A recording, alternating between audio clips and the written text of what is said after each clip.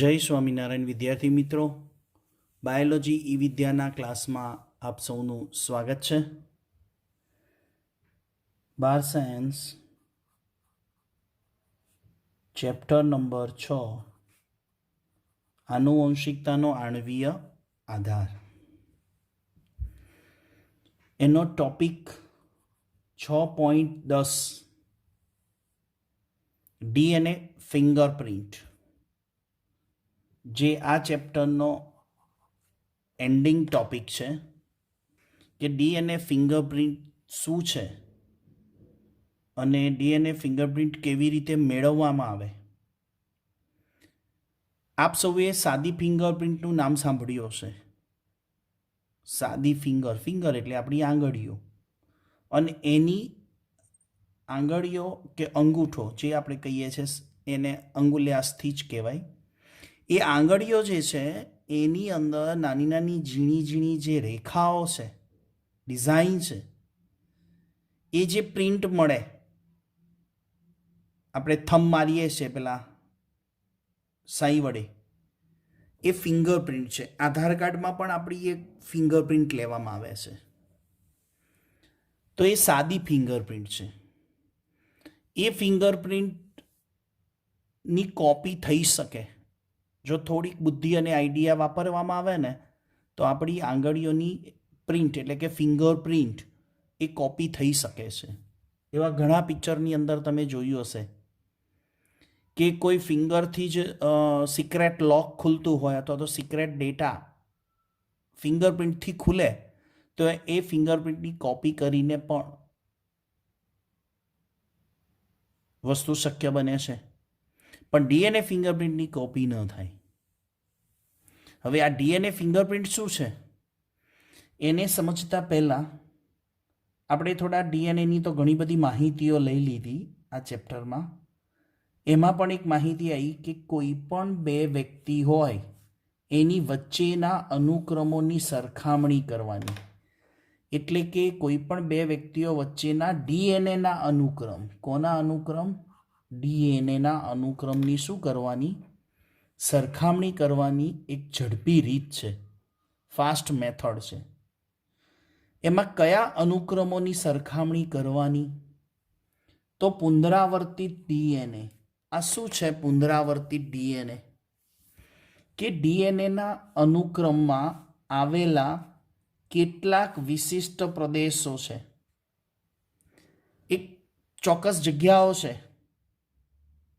એ ચોક્કસ જગ્યાઓ છે એની વચ્ચે તફાવત જોવા મળે છે, અને એ તફાવતને આપણે ડીએનએ ફિંગરપ્રિન્ટમાં ધ્યાનમાં લેવામાં આવે કે ડીએનએનો અમુક ગાળો પુનરાવર્તિત છે, અને એ પુનરાવર્તિત જે ગાળો છે એને જો બરાબર ધ્યાનથી સમજવામાં આવે તો એની અંદર કેટલાક અક્ષરો એવા છે, એટલે કેટલાક નાઇટ્રોજન બેઝનો ક્રમ એવો છે કે જે એક વ્યક્તિથી બીજા વ્યક્તિમાં જુદો પડે.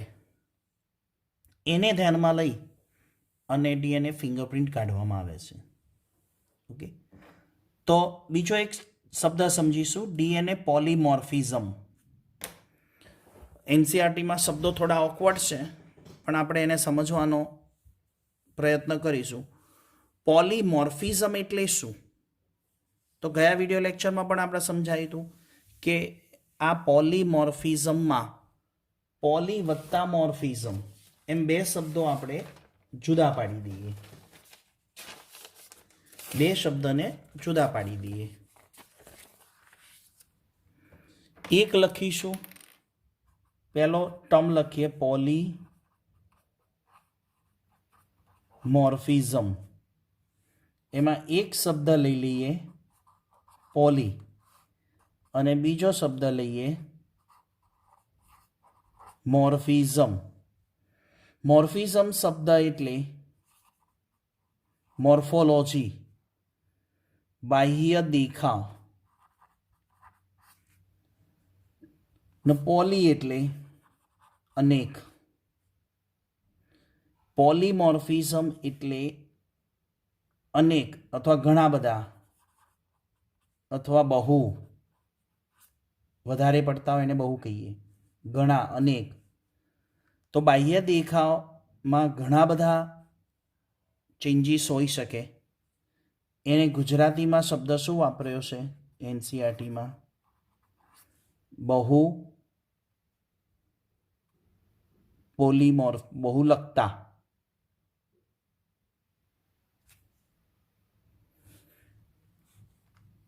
બહુરૂપકતા એવો શબ્દ એનસીઆરટીમાં ઉચ્ચારણ કર્યો છે. બહુરૂપકતા એનો ઇંગ્લિશ શબ્દ છે પોલીમોર્ફિઝમ. બહુ એટલે પોલી, રૂપકતા એટલે બાહ્ય દેખાવમાં ઘણા બધા ચેન્જીસ હોય. તો આ શબ્દને સમજાય છે. પોલીમોર્ફિઝમ એટલે બહુરૂપકતા. તો ડીએનએ પોલીમોર્ફિઝમ બે પ્રકારે હોઈ શકે. એક છે સિંગલ ન્યુક્લિયોટાઇડ અને બીજું છે મેની ન્યુક્લિયોટાઇડ મોર્ફિઝમ. સિંગલ ન્યુક્લિયોટાઇડ મોર્ફિઝમ અને મેની ન્યુક્લિયોટાઇડ મોર્ફિઝમ. સિંગલ ન્યુક્લિયોટાઇડ એટલે એક જ ન્યુક્લિયોટાઇડમાં ચેન્જ હોય. મેની એટલે ઘણા બધા ન્યુક્લિયોટાઇડમાં ચેન્જ હોઈ શકે. તો એની આપણે આકૃતિ દ્વારા સમજ લઈએ. તો અહીંયા આકૃતિમાં દર્શાવવાનો પ્રયત્ન કરું છું કે અહીંયા મેં 3 વ્યક્તિ લીધા છે. એક છે એક્સ વ્યક્તિ, બીજો છે વાય વ્યક્તિ અને ત્રીજો છે ઝેડ વ્યક્તિ. રાઈટ? 3 વ્યક્તિ છે, એક્સ, વાય અને ઝેડ. ત્રણેયના ડીએનએ આપ્યા છે આકૃતિ પ્રમાણે. એમાં ડીએનએનો અમુક પોર્શન આપણે જોઈએ. તો આ એક્સ વ્યક્તિનો પોર્શનના અક્ષરો વાંચો તો AGCTGACT.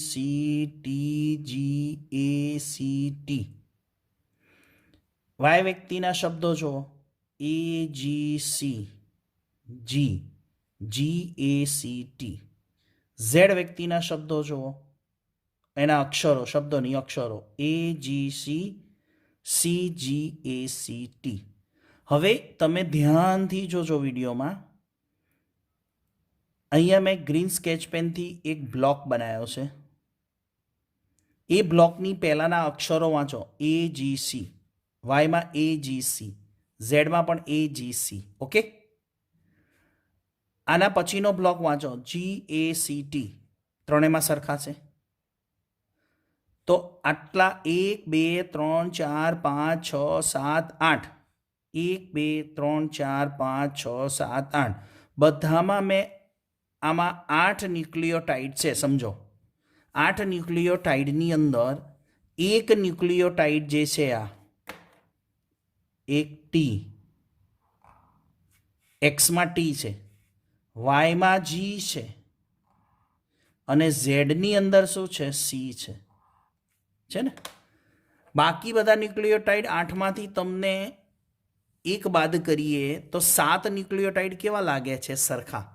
જ્યારે એક ન્યુક્લિયોટાઇડ જુદો પડે છે, એટલે કે એક નાઇટ્રોજન બેઝ જુદો પડે છે, તો આને કહેવાય સિંગલ ન્યુક્લિયોટાઇડ મોર્ફિઝમ. આ એક ન્યુક્લિયોટાઇડમાં પણ ડિફરન્ટ આવે ને તો એક્સ વ્યક્તિ વાય વ્યક્તિથી જુદો કહેવાય, વાય વ્યક્તિ ઝેડ વ્યક્તિથી જુદો કહેવાય.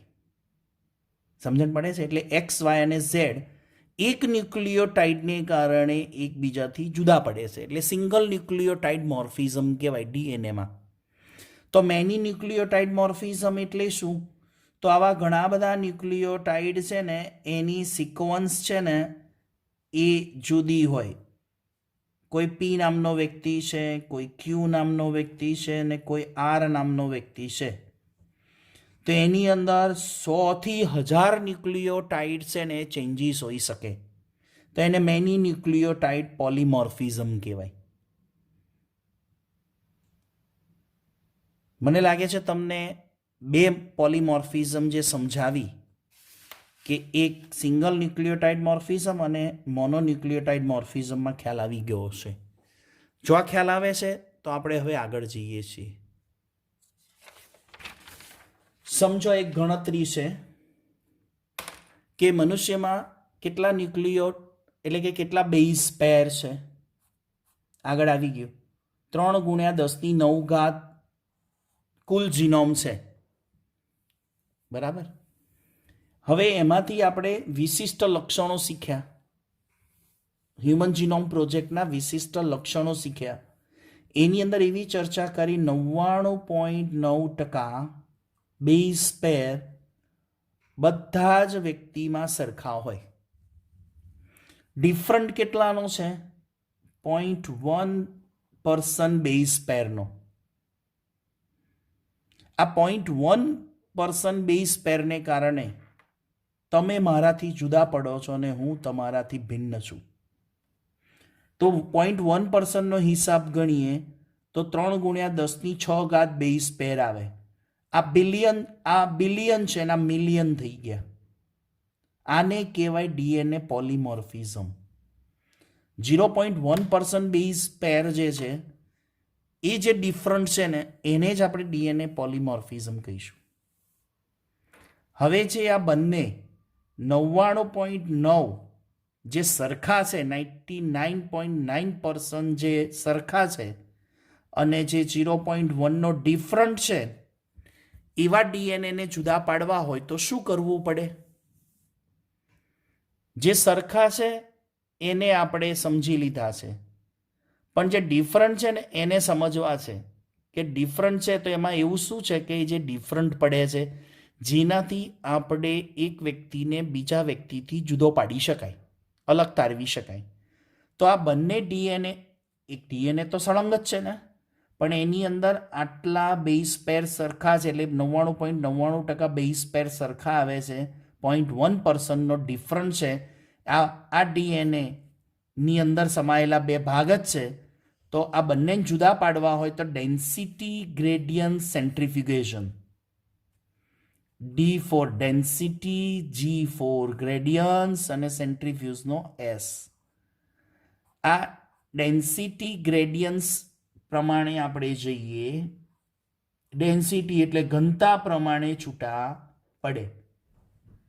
જ્યારે આ ડેન્સિટી ગ્રેડિયન્ટ સેન્ટ્રીફ્યુઝ કરીએ છીએ સંપૂર્ણ ડીએનએને નાખીને, ત્યારે એની અંદર આપણને બે ડીએનએ જુદા પડી જાય અને એનો એક ગ્રાફ મળે. તો આ 99.99% જે દેખાય છે આપણને એ શું બતાવે છે? મોટો શિખર બતાવે છે, મોટો પીક બતાવે છે. અને આ જે 0.1 છે ને એનો નાનો શિખર છે. એટલે જો ગ્રાફ્ટિંગ કરીએ ને આલેખ પેપર ઉપર તો 99% જે છે ને એ મોટો શિખર છે એ કોનો છે? જીનોમિક ડીએનએ છે, જેને આપણે જંક ડીએનએ ગણીશું. જંક ડીએનએ એટલે શું? જે આપણે એક વ્યક્તિને બીજા વ્યક્તિમાં સમજવા માટે કંઈ કામના નથી, બધામાં સરખા છે. સરખા છે એટલે આપણે એનો અભ્યાસ નથી કરવાનો. ડીએનએ ફિંગરપ્રિન્ટમાં એનો અભ્યાસ નથી કરવાનો. જે સરખા છે એનો અભ્યાસ શું કરવાનો? તો એને આપણે જંક કહીશું, નકામા કહીશું. તો કામના કોણે છે? કામના કયા છે? કામના કોણ છે? યુઝફુલ કયા છે? તો 0.1% બેઝ પેર યુઝફુલ છે. તો એનો પીક નાનો મળે છે, જેને આપણે સેટેલાઇટ ડીએનએ તરીકે ઓળખીશું, જેને સાયન્ટિસ્ટો સેટેલાઇટ ડીએનએ કહેવાય છે, અથવા તો પુનરાવર્તિત ડીએનએ પણ આપણે એને કહીશું. મને ખ્યાલ આવે છે ત્યાં સુધી તમને સમજણ પડતી હશે કે બે ડીએનએ છે જે 99.9% છે અને 0.1%ને જુદા પાડવા માટે ડેન્સિટી ગ્રેડિયન્ટનો ઉપયોગ કર્યો, અને જીનોમિક ડીએનએ અને સેટેલાઇટ 0.1 અને 99.9% ડીએનએને બે જુદા પાડી દીધા ઘનતાને આધારે. હવે જે નાનો શિખર જે સેટેલાઇટ ડીએનએ છે એ સેટેલાઇટ ડીએનએનું વર્ગીકરણ કરવામાં આવે. જે ડીએનએ ફિંગરપ્રિન્ટનો મુખ્ય આધાર કોણ? જે જુદા છે તે 0.1 જે ડિફરન્ટ છે એ ડીએનએ ફિંગરપ્રિન્ટનો મુખ્ય આધાર છે, જેને આપણે ડેન્સિટી ગ્રેડિયન્ટ પ્રમાણે કયો પીક મળ્યો? Satellite DNA. એ સેટેલાઇટ ડીએનએ ની અંદર રહેલા જે આપણે નાઇટ્રોજન બેઝ છે એને આપણે ઓળખવાના છે. એક તો બેઝનું બંધારણ ચેક કરવાનું, બરાબર, એક્સ વ્યક્તિનું, વાય વ્યક્તિનું, ઝેડ વ્યક્તિનું, બંનેમાંથી સેટેલાઇટ ડીએનએ આપણે અલગ કરી લીધું. પછી બંનેમાં સેટેલાઇટ ડીએનએ અલગ કર્યા પછી શું કરવાનું? બેઝનું બંધારણ એટલે કે એડેનિન, થાયમિન, ગ્વાનિન અને સાઇટોસિનનું પ્રમાણ ચેક કરવાનું દરેક વ્યક્તિમાં, એક્સમાં, વાયમાં અને ઝેડ વ્યક્તિમાં. પછી એ સેટેલાઇટ ડીએનએમાંથી ખંડોની લંબાઈ ચેક કરવાની. ત્રીજું શું ચેક કરવાનું? પુનરાવર્તિત એકમોની સંખ્યા કેટલી છે. આ ત્રણને આધારે સેટેલાઇટ ડીએનએના બે ભાગ પડે, એક માઇક્રો સેટેલાઇટ અને મિની સેટેલાઇટ. બેઝનું બંધારણ, ખંડોની લંબાઈ અને પુનરાવર્તિત એકમો. જુઓ, ધ્યાન રાખો શું ચાલે છે. ડીએનએ ફિંગરપ્રિન્ટ એક વ્યક્તિને બીજા વ્યક્તિથી જુદો પાડવાની એક ટેકનિક. એના માટે આપણે દરેક વ્યક્તિનું ડીએનએ લેવાનું અને એ ડીએનએમાં 99.9% સરખા જીન છે, એનો કોઈ આપણે ઉપયોગ નથી. 0.1% છે, એનો આપણે ઉપયોગ કરવા માટે, એને લેવા માટે ડેન્સિટી ગ્રેડિયન્ટનો ઉપયોગ કર્યો અને એ સેટેલાઇટ ડીએનએ એનું વર્ગીકરણ કર્યું. ત્યારે એમાંથી આપણને સેટેલાઇટ ડીએનએમાંથી બે સેટેલાઇટ મળી, એક માઇક્રો સેટેલાઇટ અને એક મિની સેટેલાઇટ. હજુ આપણે અંદર ગયા ત્યારે માઇક્રો સેટેલાઇટ અને મિની સેટેલાઇટમાં ગયા તો VNTR, variable number of tandem repeat. V for variable, N for number, T for tandem, R for repeats. એટલે variable number of tandem repeats, જેને આપણે મિની સેટેલાઇટ કહીશું. સેટેલાઇટ ડીએનએમાંથી પણ માઇક્રો સેટેલાઇટ અને mini સેટેલાઇટમાં એક ચોક્કસ ક્રમ હોય છે જેને વેરિયેબલ નંબર ટેન્ડમ રિપીટ્સ કહેવાય. એનો આપણે ડીએનએ ફિંગરપ્રિન્ટમાં ઉપયોગ કરીશું. ત્યારે એની ખાસિયત શું છે? VNTRની ઉચ્ચ પ્રકારની બહુરૂપકતા છે. વોટ ઇઝ ધ ઉચ્ચ પ્રકારની બહુરૂપકતા? ગુજરાતીમાં, ઇંગ્લિશમાં હાઈલી પોલીમોર્ફિઝમ બતાવ્યા. VNTR ક્રમ એવો ક્રમ છે કે જે હાઈલી એટલે ઉચ્ચ કક્ષાની બહુરૂપકતા બતાવે, જેનાથી એક્સ વ્યક્તિ વાય વ્યક્તિથી જુદો પડે ને એવું તરત આપણને ઓળખાણ થઈ જાય. ધેટ મીન્સ મિની સેટેલાઇટની ઉપયોગિતા અને ખાસિયત. આગળ જઈએ. ડીએનએ ફિંગરપ્રિન્ટ માટે આપણે શું સાધન વાપરીશું, શાનો ઉપયોગ લઈશું?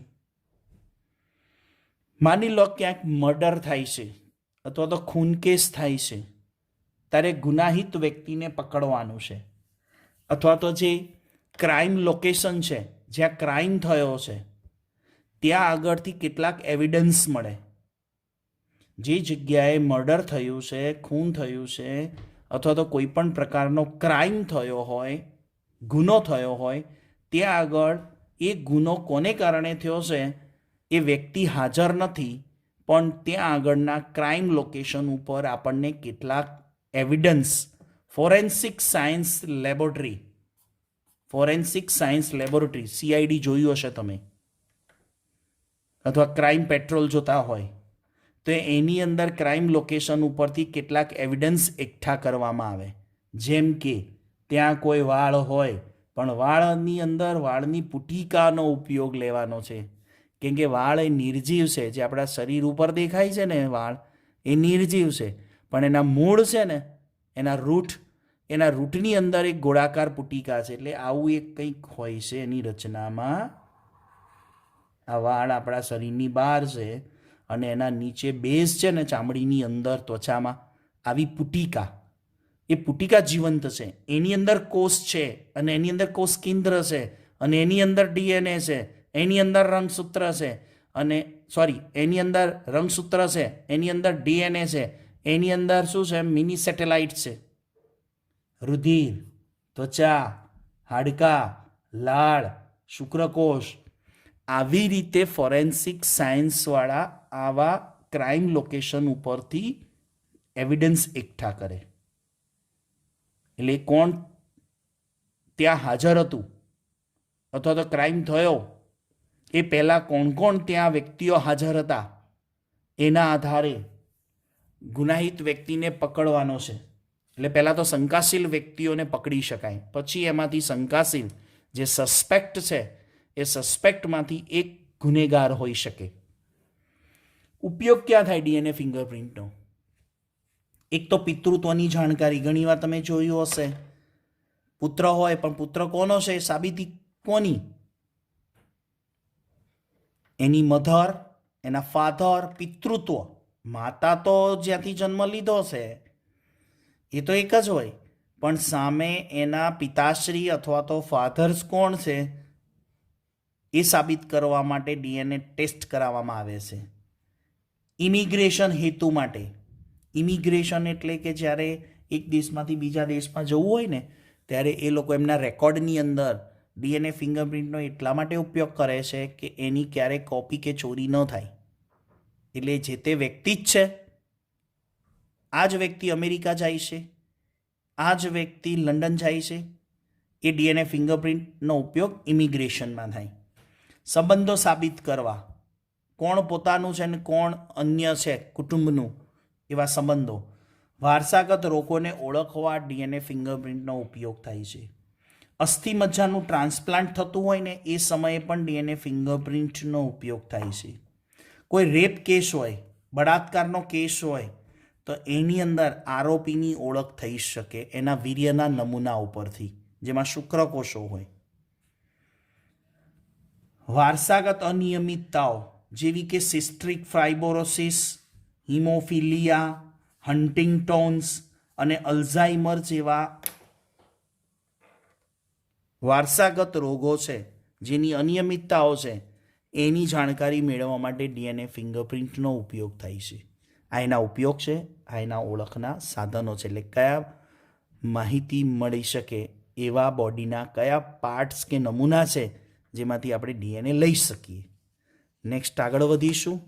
હવે આપણે ટોપિકમાં ચર્ચા એ કરવાની છે કે ડીએનએ ફિંગરપ્રિન્ટ કેવી રીતે બનાવવાની છે, એની ટેકનોલોજી શું છે. તો એમાં આટલા પોઈન્ટની ચર્ચા કરીશું.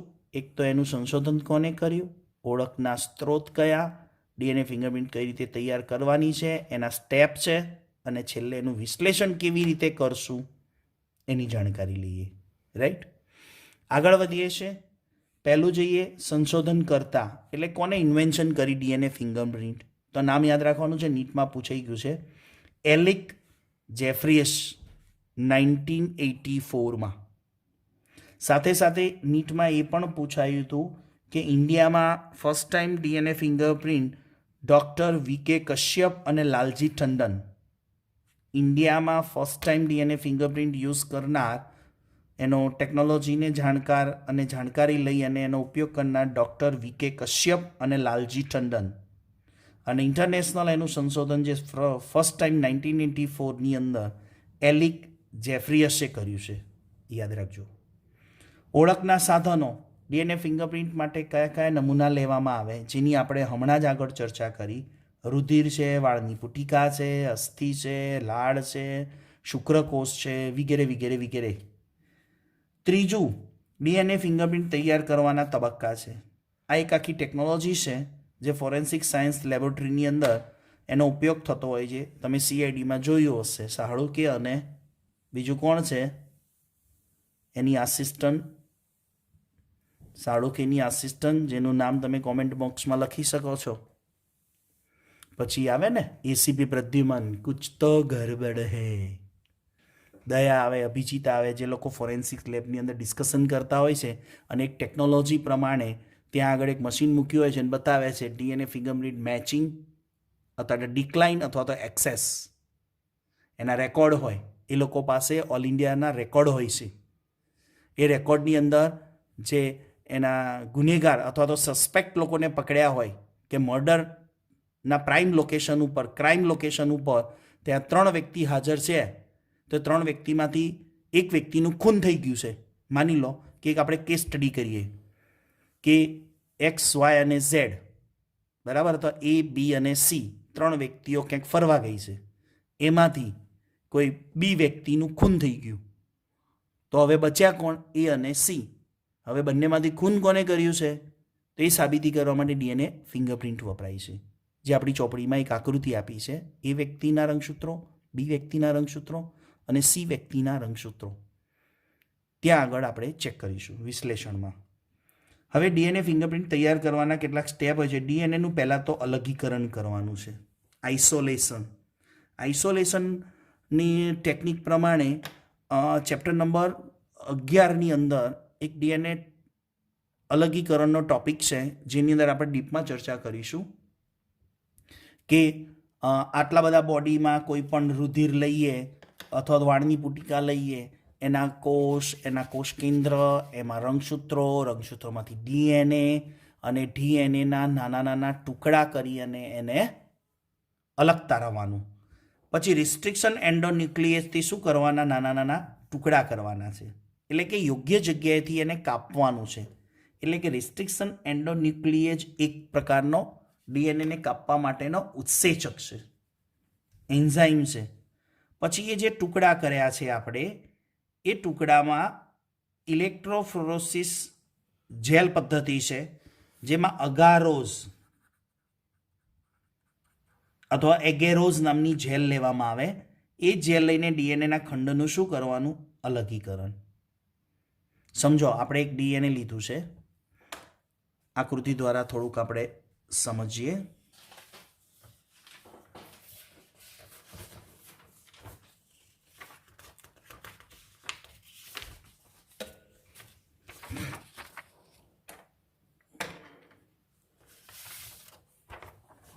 આ ડીએનએનું આપણે કોઈ એવિડન્સ તરીકે મળ્યું છે, એમાંથી આપણે ડીએનએ લઈ લીધું, બરાબર. એ ડીએનએ લીધા પછી એમાંથી આપણે આટલો જ પોર્શન કામનો લેવો છે, પણ એના માટે શું કરવું પડશે, રિસ્ટ્રિક્શન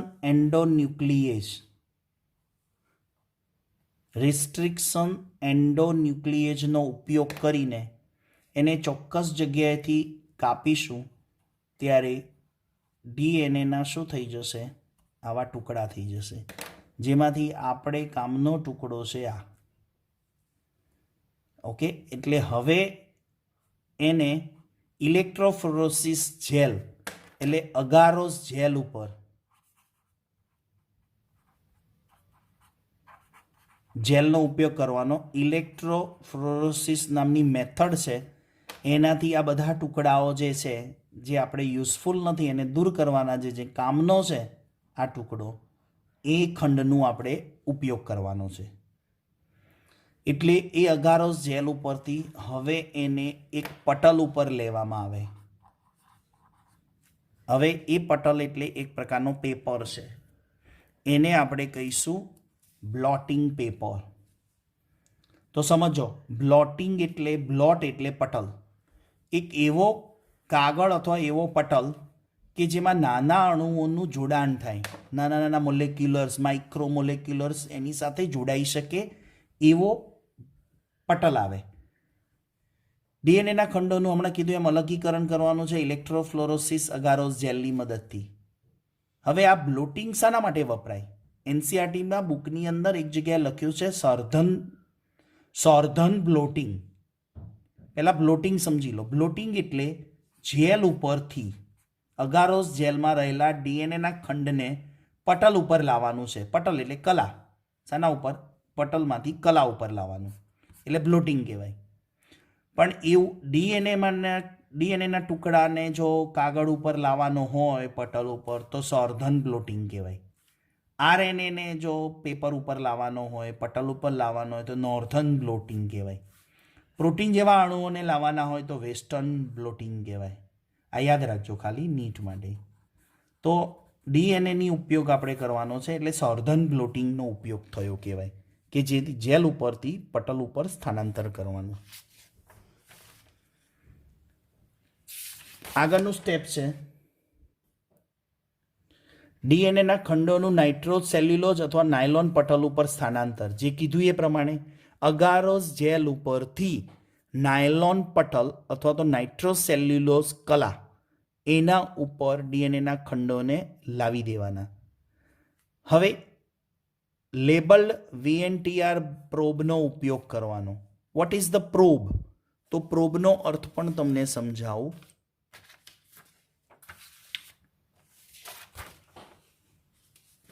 પ્રોબ એટલે ડીએનએનો ઓલિગોસેકેરાઇડ, સોરી ડીએનએનો ઓલિગોન્યુક્લિયોટાઇડ. ઓલિગોન્યુક્લિયોટાઇડ એટલે સમજો પ્રોબ, ડીએનએની ટૂંકી શૃંખલાનો અનુક્રમ એટલે ઓલિગો ન્યુક્લિયોટાઇડ. એટલે 10 થી 50 જેટલા ન્યુક્લિયોટાઇડ લેવાના, એટલે ડીએનએની ટૂંકી શૃંખલાનો અનુક્રમ કહેવાય. વત્તા એની સાથે ડિટેક્ટિવ મોલેક્યુલર એટલે રેડિયો એક્ટિવ મોલેક્યુલર જોડવાનું. તો આ આપણે છે કેટલાક ન્યુક્લિયોટાઇડની ટૂંકી શૃંખલા, વત્તા એની સાથે કોણ જોડ્યો છે આપણે ડિટેક્ટિવ મોલેક્યુલર રેડિયો એક્ટિવ. કેમ એ રેડિયો એક્ટિવ જોડવાનો? કારણ કે જ્યારે આપણે જે ડીએનએ લીધું છે એને તો આપણે ઓળખી નથી શકતા, એને ઓળખવાના છે.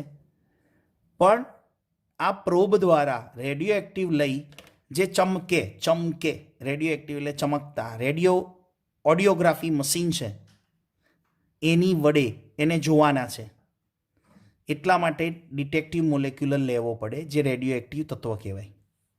હવે આ પ્રોબ તરીકે ડીએનએ જ છે, પણ સમજો અહીંયા આપણું આ જીનેમિક ડીએનએ હતું, જે ટુકડો આપણે એવિડન્સ તરીકે મળ્યું હતું ને, જ્યાં ક્રાઇમ લોકેશન હતું ત્યાં આગળ, એ ક્રાઇમ લોકેશન ઉપરથી જે મળેલો નમૂનો હતો ને એમાંથી એક આપણે ડીએનએનો ટુકડો લીધો છે, જેને જીનોમિક ડીએનએ કહીશું. એની પૂરક શૃંખલા લેવાની, જેને પ્રોબ કહેવાય. આને તો આપણે ઓળખતા નથી, પણ એની પૂરક શૃંખલા TCGGAT એને લઈ અને પ્રોબ ડીએનએ બનાવવાનું અને એની સાથે ડિટેક્ટિવ મોલેક્યુલર જોડી દેવાનું. એટલે આ ડિટેક્ટિવ મોલેક્યુલર જોડી દીધો. એ શું કરશે? જ્યારે આપણે નાયલોન કલા ઉપર લઈશું ત્યારે જે આપણું ઓરિજિનલ જીનોમિક ડીએનએ છે એની સાથે હાઇબ્રિડિઝેશન કરશે. શું કરશે? એનો પ્રોબનો ઉપયોગ કરીને હાઇબ્રિડિઝેશન કરાવવાનું, સંકરણ કરાવવાનું.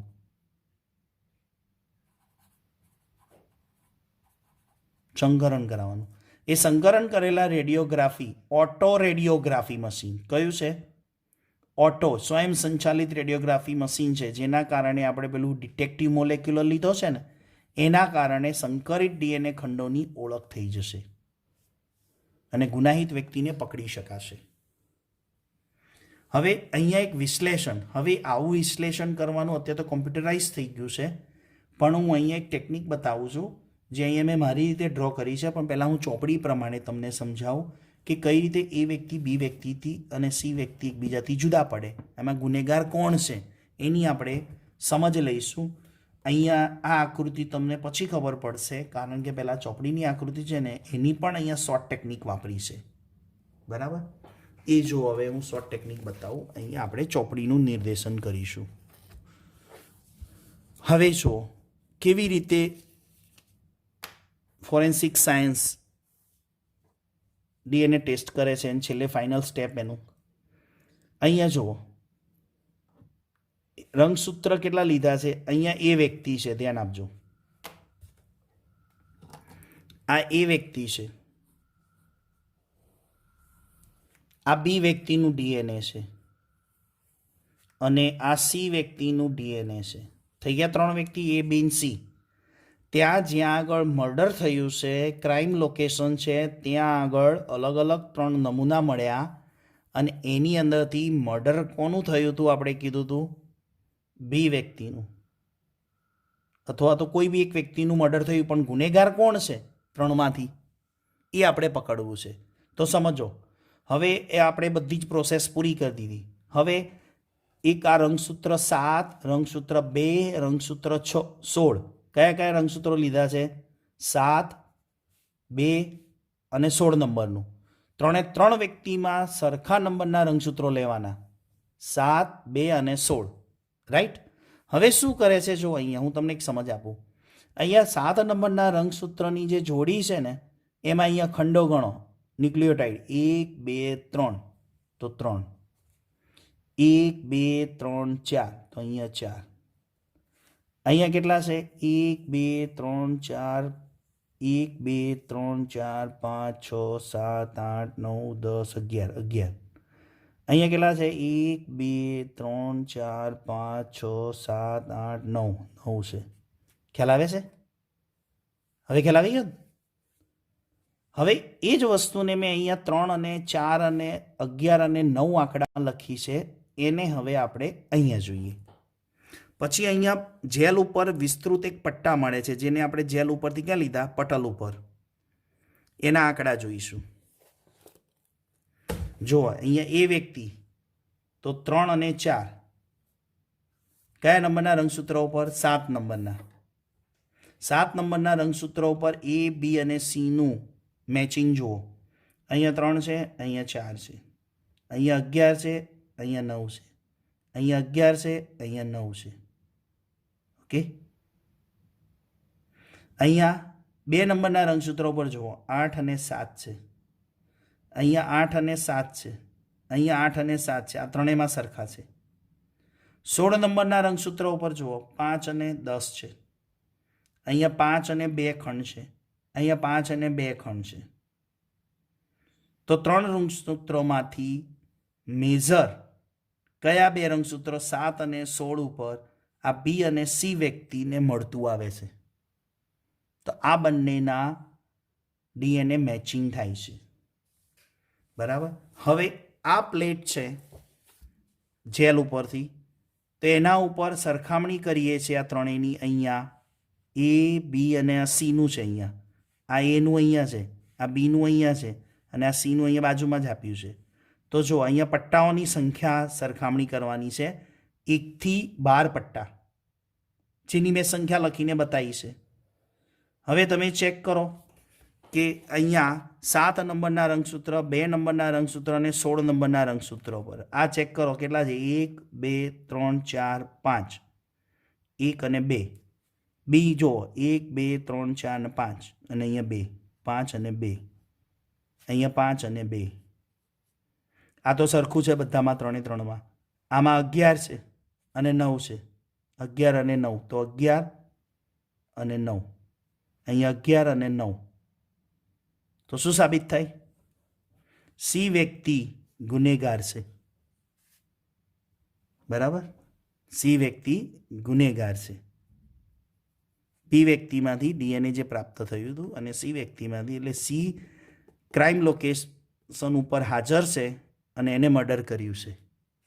આ રીતે ડીએનએ મેચિંગની પદ્ધતિ છે, ડીએનએ ફિંગરપ્રિન્ટની. એને સમજવાનો પ્રયત્ન કરજો. એક લાંબો અને જટિલ ટોપિક છે, પણ બહુ સરળતાથી સમજાવવાનો પ્રયત્ન કર્યો છે. આશા રાખું છું સરસ રીતે આપને સમજાયું હશે. આવતા વિડીયો લેક્ચર સુધી સૌ વિદ્યાર્થી મિત્રોને જય સ્વામિનારાયણ.